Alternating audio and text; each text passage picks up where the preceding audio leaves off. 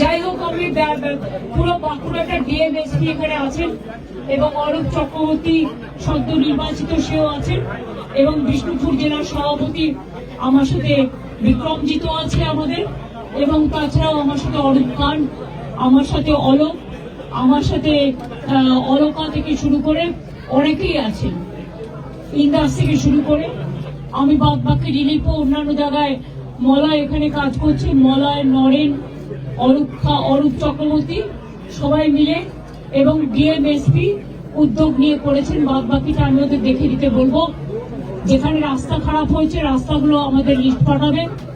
2 হচ্ছে যেখানে বাড়িগুলো একেবারে ধসে গেছে সেটা উলগান আসামের কাছে পাঠাতে হবে, কারণ আমরা দেখে নেবো 11 লক্ষ বাড়ি যেটা আমরা দেবো ডিসেম্বরে, সেই লিস্টের মধ্যে এদের নাম আছে কিনা। যদি না থাকে তাহলে যার বাড়ি মাটির বাড়ি ধসে গেছে সেগুলো আমাদের পাঠাতে হবে, আমরা নতুন করে সেগুলো দেখবো।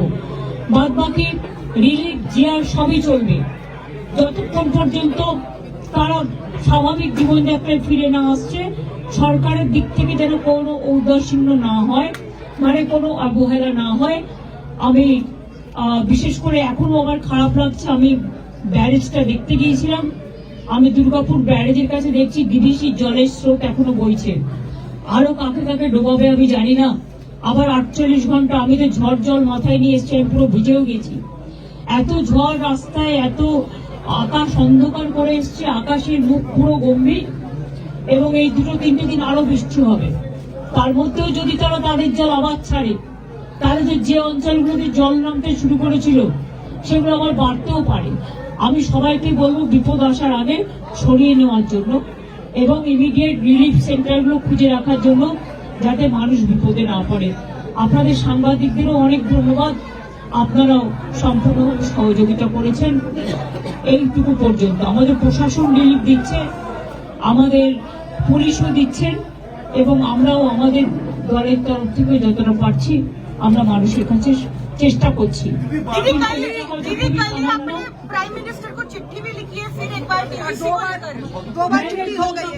पहले 10 दफे लिखा तो हमारा जो डेलीगेशन वो जाके जल शक्ति जो मिनिस्ट्री, पहले पीयूष गोयल भी थे पावर मिनिस्ट्री, उसके पास बहुत दफे जा चुका, लेकिन ये लोग कुछ नहीं कर रहा है। असल में क्या होता है, बंगाल डूब रहा है पानी में, इसको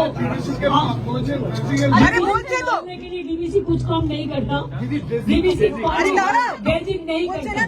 पहले उसका जो कैपेसिटी था 4 लाख क्यूसेक मेट्रिक टन रखने के लिए, अभी वो 20% में चलाया, वो अभी बेचने का कोशिश कर रहा है कोई प्राइवेट सेक्टर को। ऐसा ही चल रहा है, ईसीएल बंद हो गया है कि वो प्राइवेट को दे रहा है। सब जगह में यही काम ये लोग कर रहा है। और रघुनाथपुर में और डीवीसी का पानी अभी भी चल रहा है।